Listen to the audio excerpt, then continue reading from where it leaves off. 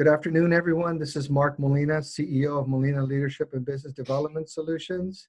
This afternoon, we have with us Nassim May, Program Manager for for Community Counseling here in Lane County. We want to continue on with the series we started last week on the mental health challenges that our communities are facing in this time of pandemic and quarantine. And so we're looking forward to having a very useful, practical, helpful conversation with Nassim today. And so we're looking forward to the things that we can learn that will help us cope and function much better. Nassim, good afternoon. Thank you for your time. Good afternoon. Nice to be here with you. Thank you. I know that your organization has been busy meeting with your clients online, continuing your services, working very diligently to help those in distress right now. And so we just want to thank you. I know it's a commitment and a sacrifice for you to be here, and I really appreciate it. Thank you. And yes, I'm happy to get this information out. So thanks for having us on. Thank you. Before we get to the program, I'm just going to read an introduction for those that will be listening. I think it's important that we establish, there's so much information on social media of all formats. It's important that the people we talk to are actually experts and qualified and have the training that they need to provide the information we're looking for. Nassim, excuse me. Nassim Talabresa May received her MSW, which Master's in Social Work, in 2010. She received an MBA in 2011. Since then, she has taught as an adjunct faculty member at the University of Central Missouri and Pacific University. Her work with clients has been working with children and families with histories of trauma. Currently, she is a clinical program manager for the Center of Community Counseling. CCC is a not-for-profit counseling center that has provided services to the residents of Lane County for over 40 years. So Nassim, thank you for being here today. We had a preliminary conversation last week post my meeting with Patricia. And so I know that we have some things planned to talk about trauma-based symptoms. And with that said, I'm going to turn this over to you, and I will ask ancillary questions based on some of the areas you'd like to discuss.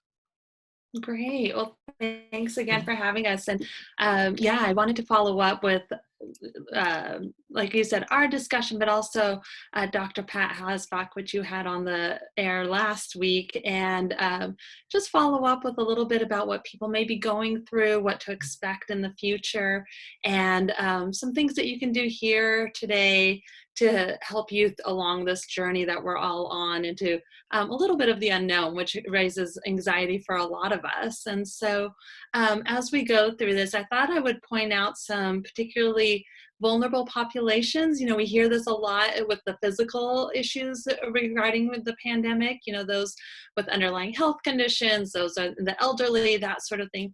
We find the same thing to be true in the mental health world. And so what I think you'll find as I go through this list is it covers almost everyone, or probably, if it doesn't include you, many of the people that you're close to. And so just like in the physical complications with this disease, we also have the underlying mental health issues. And so anyone who has already had a diagnosis or had bouts of depression, anxiety, I know you've talked about post-traumatic stress disorder in other areas of talking about mental health issues, those with bipolar. But so that would be one area that would make this a little more difficult for people.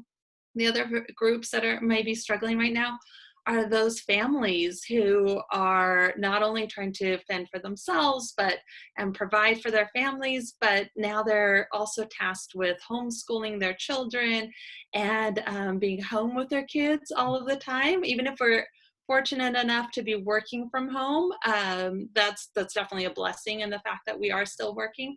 But the difficulty is, how do I manage that now with the childcare needs of in my case, a 4-year-old and a 6-year-old, and their homeschooling needs, and on all of the pressures that families put upon themselves.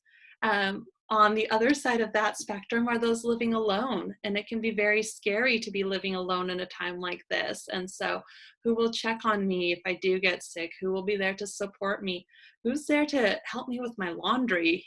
Just simple things like that, um, when we're normally sick can be difficult, but if we're sick and no one else can come into the building, how much more scary that can be for someone in that position. Unfortunately, there have been an increase in crimes and threats against the members of the Asian communities, those with Asian backgrounds or those who seem to have Asian backgrounds. And so just being mindful of that in our everyday interactions about perhaps the additional level of stress that those members of the Asian communities might be facing. And another group, of course, is those who have physical disabilities or any sort of disabilities, whether they be seen disabilities, someone perhaps in a wheelchair, or visual impairments, or those of the unseen. And so cystic fibrosis, things like that, where we may not be able to see it, or mental health diseases. And those people often need additional supports that may or may not be available to them right now. And so what that might look like. And so what is it like to be able to just go pick up groceries, right? When you rely so much on public transportation and being out and are not able to seclude yourself, and you're more vulnerable because you've got some underlying health concerns. And of course, those communities have also faced the fact that they haven't been valued so much in our American history. And so when it does get to the point where our hospitals are overwhelmed, that feeling that their lives may not feel as to be worth saving as much as a more abled person. So, a lot of fear there for that community, and rightly so. And then finally, the one group I probably left out as far as living situations, I talked about those living alone and those living with families. And even just looking at partners is the possible increase in domestic violence and child abuse, given the additional stresses that families are facing, and the fact that we are now in these positions where kids are not being seen so much. Teachers, I know, are trying the best they can with the different platforms, but what that looks like for victims of domestic violence and child abuse. And so I think recognizing those are important, because when we interact with people out in the community, knowing that some of the stressors that they may be facing by being in one of these vulnerable populations may be a good thing to keep in mind in our communications with them. Thank you. And you're right about that. I'd like to just make a couple of comments on some of the things you mentioned. Homeschooling. I think it's okay for parents to be able to say out loud, it's not that I don't love my child. It doesn't mean that I don't love my family because I can't handle this right now. Because I'm not very good at it, because maybe I don't understand the content, or how I'm in the middle of this whole thing now. And I think people feel like, well, if you love your children, it shouldn't be a problem. But it doesn't mean that you don't love them, because you're being asked to cope in this whole new way, right? Absolutely. And I think that's such a great point. And in one side, the difficulty is that children are hearing, oh no, I'm stuck at home with my kids. And even when we say it jokingly, kids are hearing this, right? They're in the same building with us. And so being very mindful about what the message is that we're giving our kids, that they are wanted, that we want them home, we want them safe. But there is that other side that it is really difficult. And a lot of homeschooling parents have dreamt about doing this their whole lives, right? They prepared for it, they applied for it, they researched it. The rest of us were kind of thrown into it on March 16th or whatever it was. And so absolutely, it does not mean that we don't love our kids or that we don't want them with us. But oftentimes we don't have the skills that are necessary for this, or the resources at this time. And so again, if you're having to work online, what does that mean about having to work with your kids? Because they're not going to be able, especially the younger ones, to sit and do 8 hours of work while you do your 8 hours, right? And so the additional stress put on families can be incredible at this time. And it's not in any way a judgment about anyone's parenting skills. It's just being able to be compassionate on gentle on ourselves and on our children, so they don't read this week. It's Right. not the end of the world, right? They're healthy, they're safe, they're at home.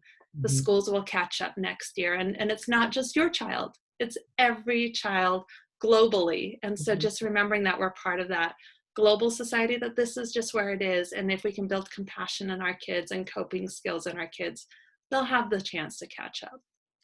Yeah, I appreciate that perspective. And I'm just going to make myself a little vulnerable here, since this is part of the platform of these conversations, is because I want people to identify with the reality that this is hard. Mm-hmm. This is hard, especially in the realm of homeschooling. The first week or so that I was doing it with my daughter, I was really struggling, and she was struggling because I wasn't her teacher. And I couldn't understand, why aren't you responding to me? And I don't, I don't care that it's not your classroom. I'm dad. I don't, I'm not a 7-year old. I'm your dad. I was struggling. I guess I'm saying those things, Nassim, for other parents to hear, that I was struggling to understand her perspective, and I wasn't doing very well. Mm. And then I found myself saying out, when I realized that something was wrong, was I found myself saying out loud to her, "Why don't you understand? I've given you explanation, demonstration, practical application. You should be able to do this." And then I said it a second time, and that's when it hit me. That's how they trained us in the military. Explanation, demonstration, practical application, from day one. That is the 3-word mantra of all military training. Explanation, or 4-word mantra: explanation, demonstration, practical application. And I found myself repeating those words, and I remember the look on her face, like inside out, like, what does that mean? And that's when I realized I'm really not doing okay with this. And I don't know if I can do this. And I think that that's a great point.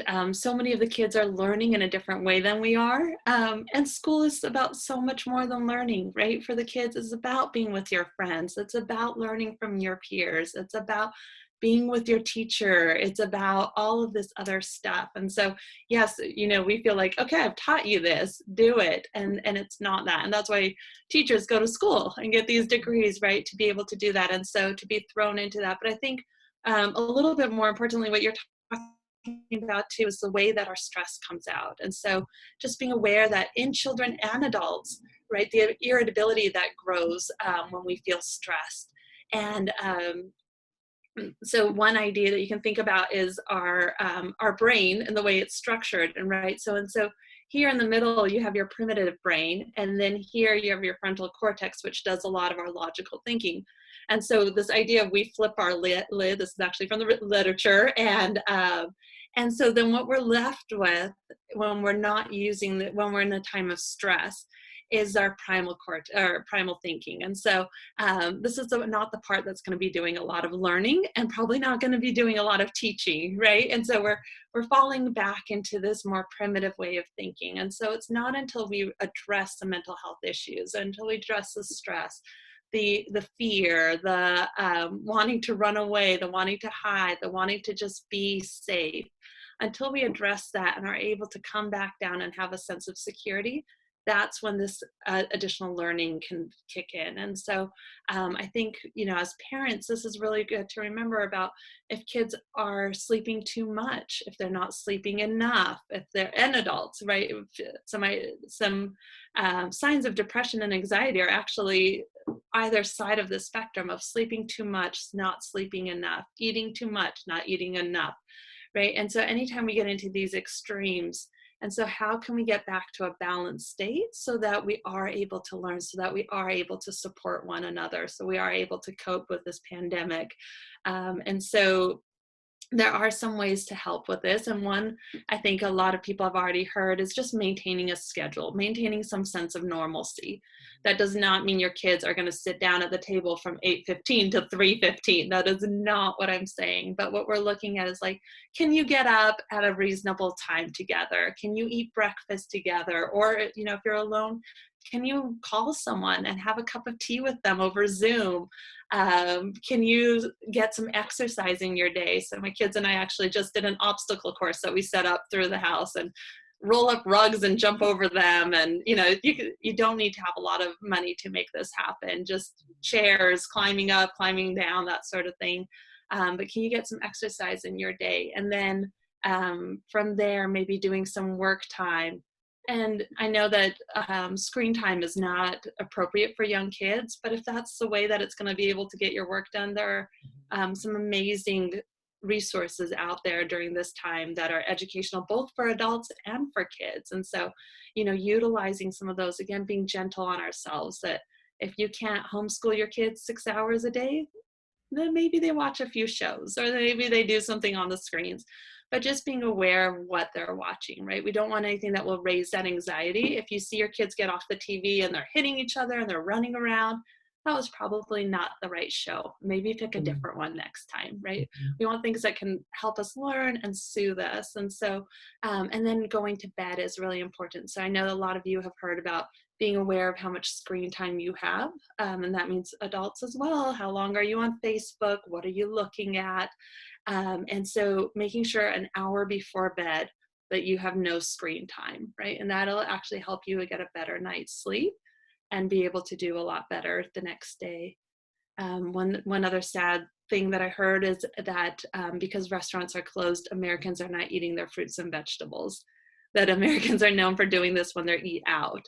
And so how can we not only support our farmers by going to our wonderful farmers market, or getting fresh fruits and vegetables, but making sure we incorporate those into our diets. Anything we can do to keep ourselves healthy, it's going to help our mental health as well. Let's talk a little bit. That's really good advice, just all the way across the board, because it was a hard self revelation for me when I'm trying to engage with my daughter, this overwhelming sense that I was failing her. And the severity of that emotion was overwhelming in that moment, because that was the last thing that I was trying to do. Yeah. But because of my own lack of understanding around what was taking place between her and I, that was the end result. And so I had to really, I had to identify that and then find ways to move myself beyond that quickly, so I didn't get stuck in that mindset. Yeah. Let's talk about those other parts of our population that we don't always think about.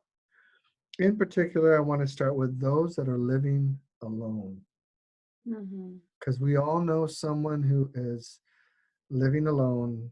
And I have been having phone conversations with many of those friends that we have, common friends that Abigail and I have, that are widows and or living alone.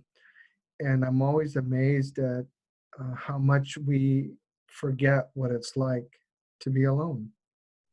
Absolutely. And again, sometimes, and not for everyone, but for some people, that feeling of depression really increases when we're alone, right? That we're not worthy of having relationships. And so we really want to reach out to those who are alone, and those who are alone can help that process by reaching out as well, because sometimes it's very easy to get wrapped up in our own lives and to forget that those are around us. And so, like I said, just a few minutes, it doesn't have to be long, but if you're able to have a cup of coffee in the morning, maybe you have that cup of coffee over Zoom or a phone call with a friend, or you write a letter. That's a great activity for kids, actually, is to write letters to grandparents, draw pictures, somehow connect with someone outside of your home. And if you are living alone, trying to do that as well, finding ways that you can meet up with other people who are living alone.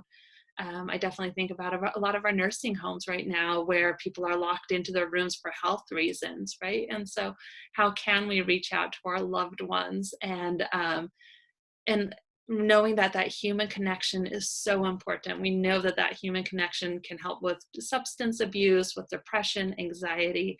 And so what can we do today to reach out to somebody and just say, how are you doing? And really listen to the response.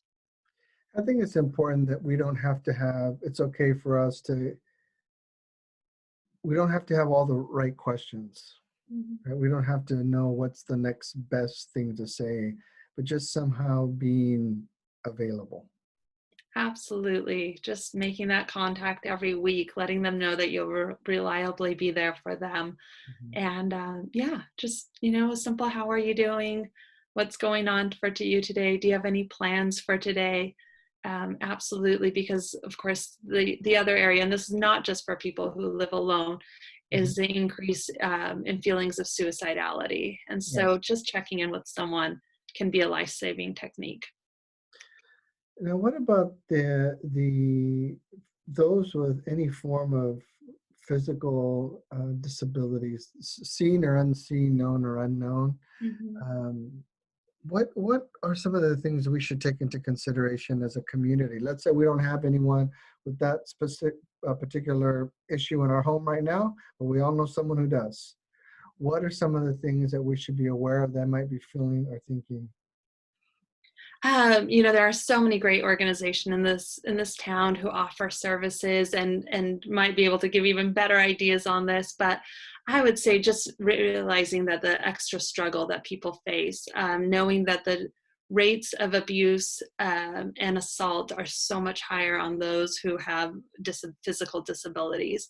And just really maintaining again contact, making sure that people are okay if you do know someone in that community, and then again, having compassion for others. And so when you are out in the street, if you're holding the door open so that someone's not struggling, of course, with your wipes and gloves and all of that, but just being a little more gentle, I think, in our approach to other people, understanding that they may also be struggling. And sometimes that reminder of the blessings that we have in our lives. So one thing we talk to clients about is maintaining a gratitude journal, Mhm. and so just being grateful for the fact that you are able to do some things that other people may not be able to. Just that in itself could be a coping for yourself, and maybe grow some levels of compassion for others. That's good advice. I think it's important that we remember it. We do have the opportunity to be empathetic and kind on a daily basis. Mhm. And I always remember my Boy Scout training, do a good deed every day, right? Absolutely. Yes. No better time than now. Yes. What about the issue of increased crimes against the Asian community? What has been discovered around that issue?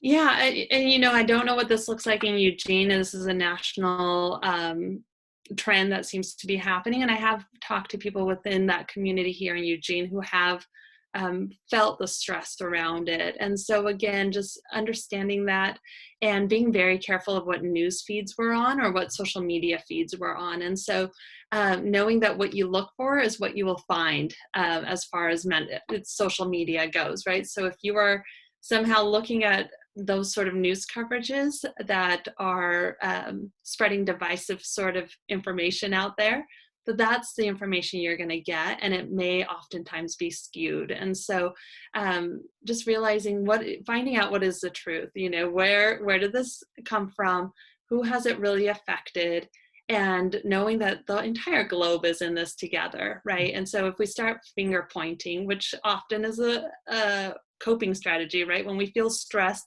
we want to say it's their fault. This wouldn't have happened if it wasn't for them. It's also a stage of grief, that sort of being angry, that negotiating, or that feeling like it's all somebody else's fault.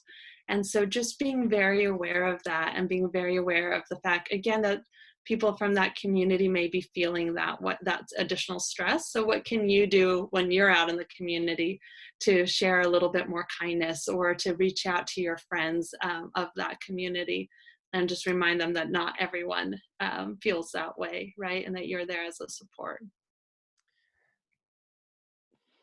what if someone is in a position, they start realizing, I'm not sleeping well, I'm not feeling well, I'm putting on weight, I can't function. What am I going to do now? What would you say to anyone that hears this and they're starting to get these signals? So I'm glad that you asked that because I did want to touch upon a few things. So very simply, let's start out with, if your listeners want to even grab a piece of paper, I'm hoping to have some of this information up on our website soon. Being a nonprofit, it takes us a little bit longer sometimes, but you can develop your own coping plan, your own toolbox of what you can do. And so what that might look like, I'm going to run through a couple of things that you can do. But what I'd like you to write on the paper, number one, in bold and marker, whatever it is that makes it stand out to you, decorate it however you can. The number one thing that keeps you going every day. So whether it's your family or your dog or your cat or God or a higher being or whatever that may be for you, go ahead and just write that out somewhere. Hmm. And then below that, I would like you to put as many things you can think of. Maybe have a goal of like 5 or 6.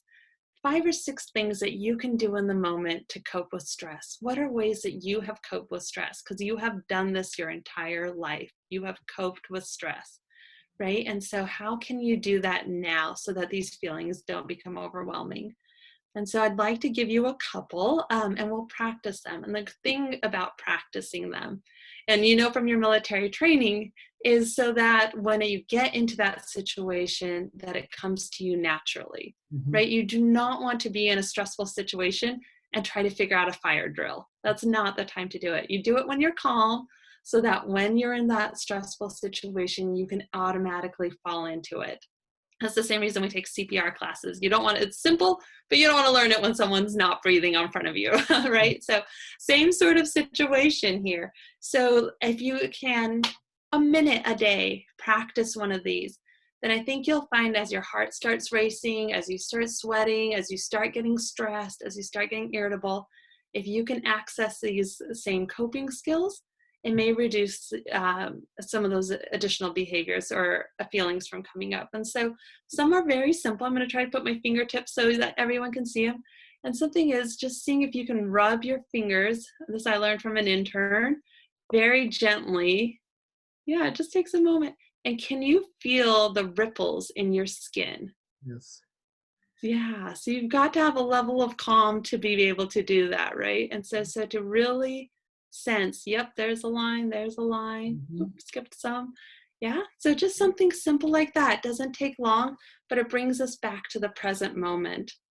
Another one is to do a quick body scan. So take a moment and feel your feet on the floor, wiggle your toes. Remember that you're here now, not in the past where some of that past trauma may have happened, and not in the unknown future where we may be having that anxiety, but feeling that your feet on the floor here and now, and then just moving up your body. So into your legs. If you're sitting, feel yourself with your sit bones in your chair, your back against the chair. Are Hmm. your shoulders up or are they down? And so this is something I do with kids, right? You bring your shoulders up like a turtle and you really feel when we hold that stress there and then see if you can drop them down. Yes. Same with your fist. Are they clenched? Are they open? And you may even try clenching and opening them a few times. The same thing with your jaw, really clenching down and opening. So a couple of things to bring awareness into your body. Oftentimes when we get stressed, we kind of leave our body as far as where our grounding is. And so bringing it back to I'm here and now. And Hmm. then if you feel some tightness anywhere or your heart pounding, taking a few deep breaths. And so I know you hear it a lot, but it really is true. Getting some oxygen into your body is really important. And so even if it's focusing on your heart or your muscles where you might be feeling some tension and just taking a deep breath in, we can do it together now. Hold your breath for 4, 2, 3, 4, and breathe out. Good. Hold it for 4. 1, 2, 3, 4. And in again. 3, 4. Hold. 1, 2, 3, 4, and out. Yeah, so simple things like that. Another one may just be thinking of a time that it was peaceful for you, a time that, your favorite place, being on the coast, being on the river walk, being on the Cascades, being in nature. I know Dr. Hosbach talks a lot about that healing that we can have from being in nature. But just thinking of these things just brings down the heart rate enough so that we can start to focus. One other little one that I used to use with foster parents was when you do get stressed with your kids, go to your hidden bag of Hershey's that you will order from an agency somewhere out there. They'll get them to you. Put it in your sock drawer, and when you're tired, when you're feeling stressed and you're feeling like, why isn't she getting it? Go in, put that piece of chocolate in your mouth, and just sit on your bed until it melts. Yeah. Right? You've got the chocolate going, you've got some breathing happening, and then go back out and try again. So just some very quick coping skills, but that would be the second thing that I'd like people to try to implement in their lives. The next one would be a list of things that are coping skills or distractions, things that will help. And this is not getting on screen times necessarily, right? But can you read a book? Can you listen to music? Can you make music? Can you write poetry? Can you go on a run safely? Can you go gardening? Just get your hands into the soil and see what that's like. Whatever it is that brings you joy that you can do safely at this time. And sometimes it's being creative, whether it's making an obstacle course in your home or just sitting underneath a tree. There are lots of ways we can do that. And then the next group of items that you want on that list are people that you can call, that are your support people. And this can be really hard again for people who are, whether they're living alone or with people, but if they feel isolated, this can be a difficult thing. But thinking about family members, friends, who's out there that's willing to support you. And if none of those work, we have some amazing agencies, of course, nationally and locally Mhm. that you can call out to for a hotline. And what CCC is here for is for those people who are not to the point that it's feeling like a crisis. Like I need to talk to someone today to support me. But if you're needing someone once a week for a few weeks to help you develop some of these coping skills, to help you explain what's happening right now as far as our mental health and our stress and our coping, and get you feeling a little bit more secure in a few weeks, then that's what we're here for. Absolutely. And people can give us a call. So families are home together Mm-hmm. in ways they haven't had to be probably in a while, extended times. Are we all going to feel the same way at the same time? Oh, I wish that would make it so easy, wouldn't it? That would be wonderful. No, not at all. And we are not going to feel the same at all times. So that I think that can be really difficult for people as well. It's like this feeling of euphoria at one point, and then this feeling of doom the next moment. And so just remembering that every one of those feelings are valid, every one of those feelings make sense with where you are, and we go from there. And so in those good moments, enjoy them, have gratitude for what you have, and really take advantage of them, and just know that it's not always going to be that case. We just actually are preparing our newsletter right now and talking about what happens when the sense of purpose is gone. So a lot of people have come together, right? And so artists are putting on free concerts, and I know my kids were into the Joe and the Mo Willems giving art lessons every day, and people are sewing masks, and people are doing such great work, which is wonderful. But what happens when those projects go away, Mhm. right? When it feels like the crisis is over, and we have to go back to normal, but we're not sure what normal looks like. And so just being aware that even if we're doing well right now, we may not once the trauma is over. That's usually how mental health works, is Mhm. in those moments. This is why soldiers can do their job. In the moment, we soldier on, we do what we're supposed to do, and our brain protects us. And it's an amazing mechanism for doing that. But then when it's over, that's when the nightmares might start. That's when the feelings of being alone, of the anxiety, of all of that of how do I reintegrate back into my old life, which may not ever be the same again. And so just being mindful of that too, that this may be coming, and that's okay. This is normal. This is how our brains have protected us for so long, and will continue to connect us or protect us. And that's why these connections that we make now are so important, because this is how we're going to, as a society, be able to support each other and moving through this next stage of our lives. Let's talk a little bit about sleep issues and the effects of sleep issues, because Mhm. I know that's everyone that I'm speaking to is it's the same thing. I can't sleep. I can't fall asleep. I'm not getting enough sleep. I'm getting too much sleep. What's wrong with me? I can't. I'm foggy. My clarity's gone. What's going on? Absolutely. And I think of that clarity and that fogginess when every day is kind of the same. It's hard to keep moving on, right? And so one thing would be if you've got a doctor that you can access over telehealth or Zoom or something like that, just check in with them and make sure that there's nothing else going on physiologically. However, there are steps that you can take, and there's great resources out there. But like I talked about, one is no screen time before bed, 1 hour before bed, TV, phones, all of that, try to reduce those.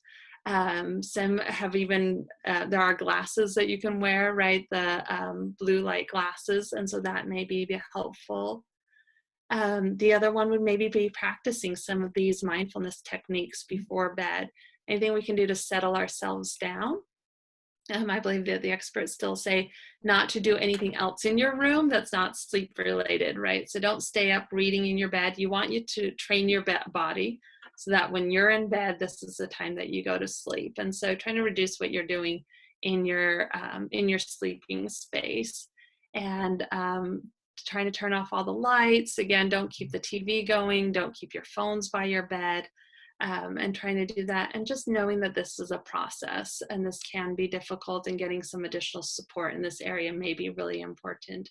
Um, I Yeah, sleep, there are different areas of insomnia. So like you said, falling asleep and staying asleep is one area, but or having difficulty falling asleep, but then you stay asleep. The others are those who fall asleep but then are up at 3 o'clock in the morning. And so how do you tackle that might be a little bit different. And so do you not get out of bed? Do you not train your body like, okay, now at 3 we get up and we go and have a cup of tea and read a book, because that might throw off the day. The other part is being gentle, knowing what works for you. And so, if you are in that position and you're not a parent and you're able to then take a nap later on the day, that might be appropriate for you. But I think it's knowing yourself, talking to a physical doctor or a mental health doctor or practitioner to really find out what would be the best for you that way.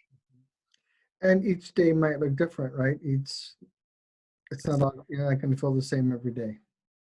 Absolutely. And building on those successes, remembering that there have been nights that you have slept, right? And so it can happen again. And so, how can you replicate that? What went well that day, that you can replicate to help that night's sleep? But sleep is absolutely very important.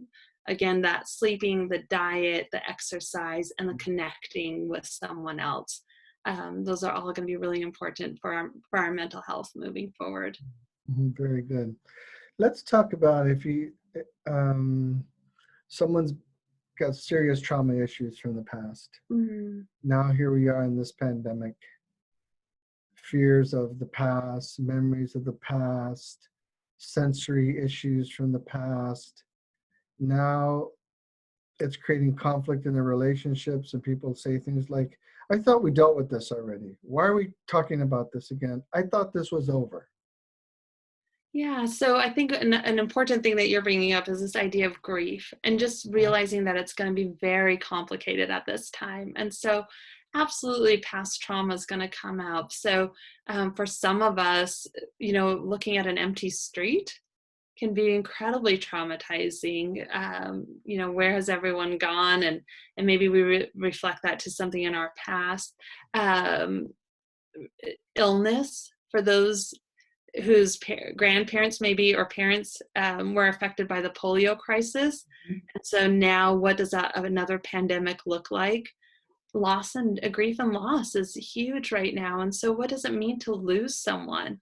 And yes, you're supposed to get over it, but what happens when you can't go to the funeral and you can't be with your loved ones and you can't say goodbye?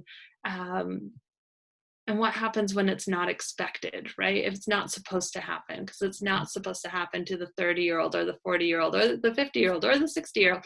You know, there's no point where we expect to lose loved ones.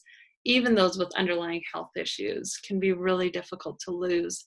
And so what does that look like? And knowing, again, just being gentle with ourselves, because there is no time that you're going to have to get over this. Mm-hmm. This is a process. It's going to take years. And knowing that there are different stages in grief, right? And so hopefully we'll get to a point where we find meaning in it, and we find meaning in what happened around that person's life or their impact on us. But before that stage, there's a lot of sadness, and there's a lot of anger, and there's a lot of negotiating and not believing and being in denial. And surely that's not what happened. Surely they're still there in their home, making their casserole or whatever it is that you remember of that loved one. And so, I think grief is going to be a big piece of what what we're working through for the next little while. But knowing that's going to be complicated by past trauma, and knowing that your past trauma is always, if not, or I would say always, I would say often,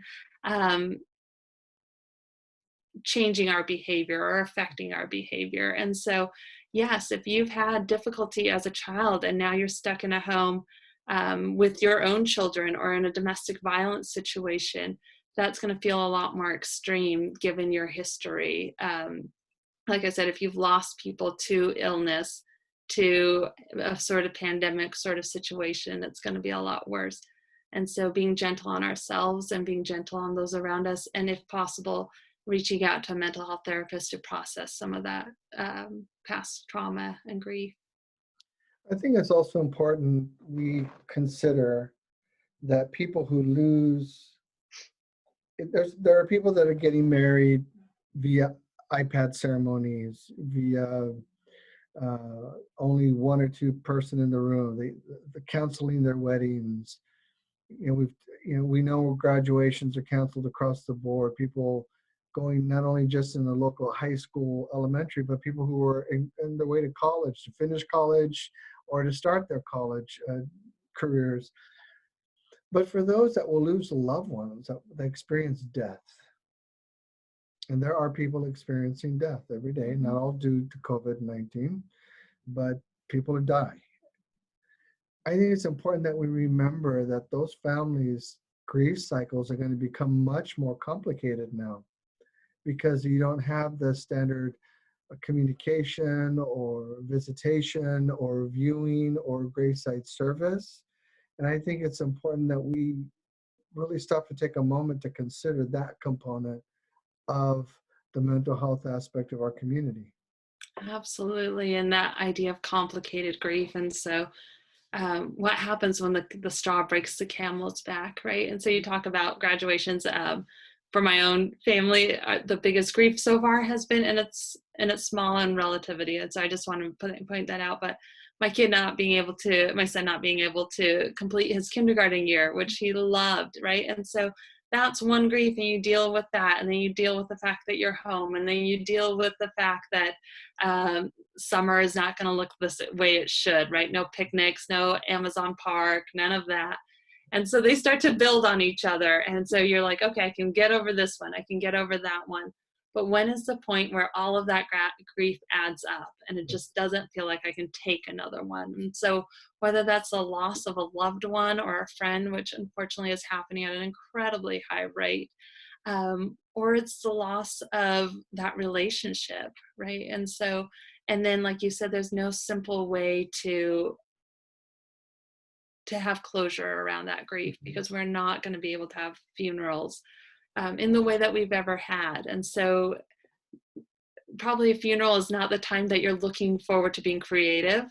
but we may have to be in order to honor those who have passed. And so absolutely, grief is going to be complicated right now, and we're going to think about the fact that so and so who just passed away this week may not have been able to 2 weeks ago go to their granddaughter's graduation or prom or help her get ready for that, right? And so all of these build. And so again, I think the theme of this is to be gentle on ourselves, gentle on those around us, and realize that this grief is probably going to take a long time to get over. And so I think of miscarriages in sort of the same way. And so people who have gone through the process of having a miscarriage will know that oftentimes that, there's so much hope around what this day is going to be like when you have this child. And then you have the miscarriage, and that's difficult enough to go through. But then you get to the expected due date and you grieve it all over again. And then you get to the idea of what would her or his name be, or the first birthday, or any of these sort of things. And every year then, for a while, that grief comes back around. And I have a feeling that that's going to be the same here when we think back to kindergarten years or high school graduations or birthday parties. We're going to remember the trauma and the grief that was this year. And that's gonna affect us for a very long time, and that's okay. That's the way our body processes things. That's the way our mind processes, and that's where the emotions. That's how we process the emotions over time. And so that's why it's important. Oftentimes, when it does get to the point where having that sheet of paper that I talked about in the beginning is not enough, right? And it starts to interfere with our ability to parent, our ability to be in a relationship, our ability to trust again, our ability to work. When it starts to interfere with these, that's when we probably should seek some professional support. And the Center for Community Counseling hopes to be one of those resources out for the community right now. What are some of the areas that CCC covers? I mean, how many, you have a board, you have staff. Talk to me a little bit about the configuration. Yeah, so the Center for Community Counseling, I think, is a really unique organization in that we haven't changed much in the 40-some years that we've been going. And so we really started because someone realized the need for mental health services in Lane County. And so Jan opened up a room outside of St. Thomas Church that used to have been used for Halloween haunted houses, and started to try to provide that service. And within a couple of weeks, she and the fellow committee that was with her were full.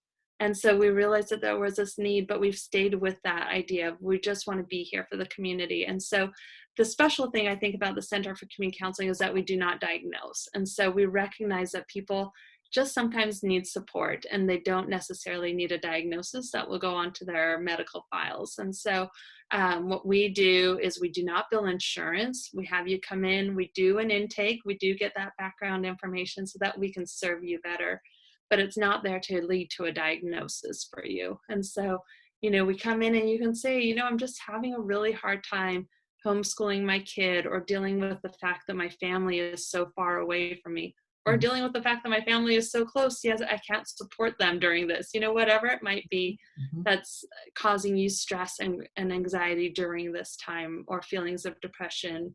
And then we're here to help you develop some coping skills, maybe some insights into past trauma, and do all of that for a few weeks. Given the high demand right now, we'd love to have more therapists. If any of it, if there's any licensed mental health therapists out there who'd like to join our team, all of our therapists are volunteers, but they're all masters or below or above level licensed therapists. And so you're not getting someone who's just had, the 40-hour training, which is great, but these are people who've gone through their master's level programs and are out there to really offer you some professional level support. We have a sliding scale fee because we do not bill any insurance. That includes Medicaid and Medicare. And so if someone's interested in services, it's a little bit of soul searching and to decide how much is reasonable for you, knowing it's a weekly session. But what we ask is for people to consider about $8 to $40, but Our Mhm. sliding scale actually starts at 0 at this point because we understand that the financial stress on some families just makes it impossible. And we want to make sure that they have access to mental health services. And so you decide how much you can give, and then you go onto our account and you make it through a PayPal. But other than that, we're just here to support people through this process. And so I think it's also important to say that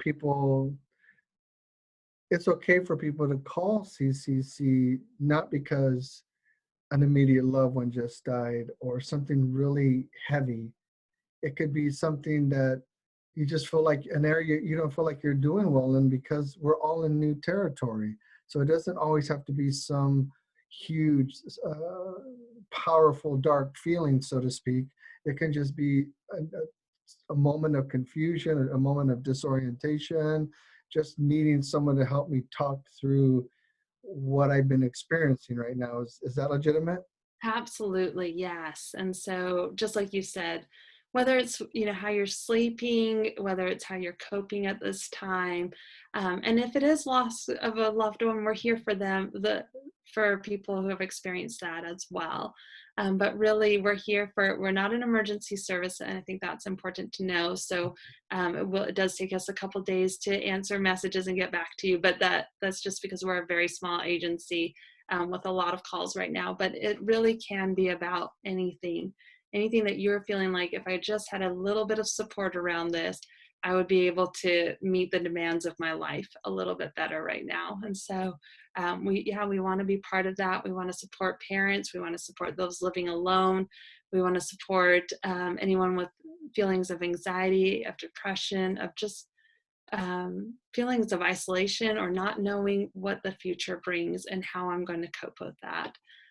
Any of those, and any case that's not related to our current situation, right? If you've been thinking, I wonder what counseling would be like, Mhm. we're here for you as well. Very good. Now, does CCC see children? We do not. We only see adults 18 and over. There are some great services out there for children, and I know that a couple of places have opened back up for children. And so, yeah, we unfortunately cannot serve children right now, but there are some great agencies out there for children right now. And I'm going to ask a question that might seem a little ignorant because Mhm. I don't know, so I'm going to ask. Sure. What about those with some form of disability? Not developmental, but Hmm. with some form of physical disability. Is it ADA accessible? Do you have those there that are trained to help someone with a physical disability, how it might compound how they're feeling? Sure. We actually do. We do have one of our volunteers who actually specializes in disability, understanding that and implementing that.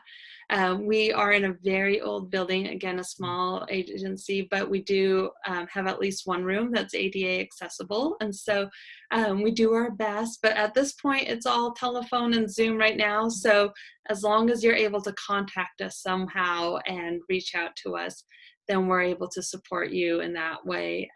We don't do text at this time, but if you've got a phone or Skype or Zoom capability, then yes, we're able to support anyone in our community um, who's, again, not in a situation of crisis, but just needing some additional support. Yes, all of our therapists are trained to be able to do that. So if someone felt that it was an emergency situation, not necessarily physically, but just the mental health aspect, Mhm. what would you say to them about what they should consider doing right now?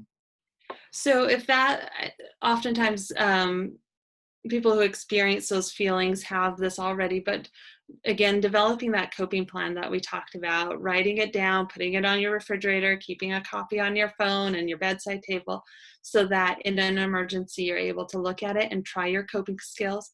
If those don't work, then reaching out to people. And so, your natural supports, your friends, your family are probably the best ones to call. But if Mhm. those are not available to you, luckily in Eugene, we do have Whitebird.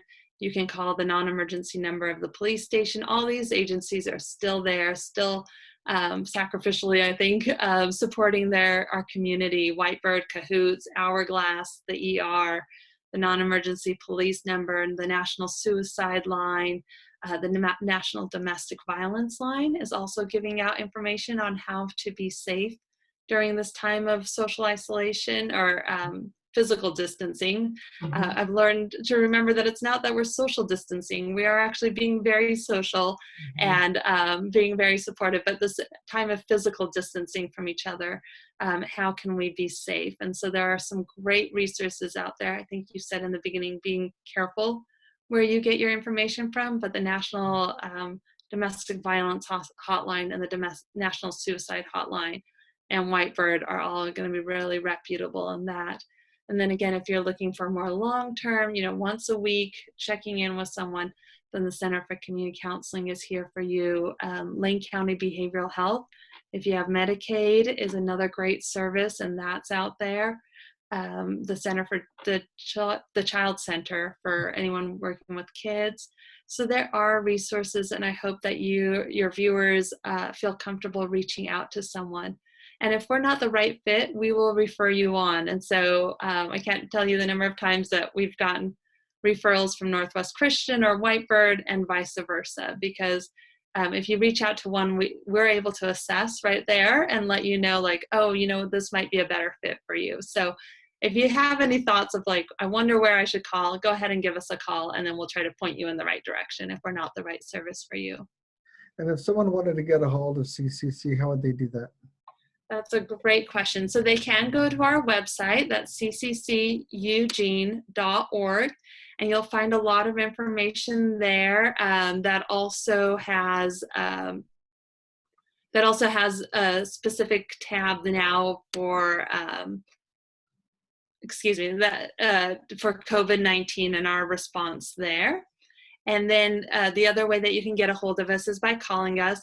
Again, remembering that because of this situation that we're in, we may not be able to call you back immediately, but within the week, we try to get back to everyone. And that number is 541-344-0620. And what are there social media venue formats they can find you on? We do have a Facebook presence and a Twitter presence, although we are not incredibly active in those. We are hoping to be, because we'd like to get some of this great information out. But probably visiting our website or just giving us a call is probably the best way to go about that. You can also email us through our website, and we can get you back information that way as well. Very good. Nassim, as we get ready to end the interview, what would you say to the community listening? What words of encouragement would you give to them in this time of physical isolation and pandemic? Yeah.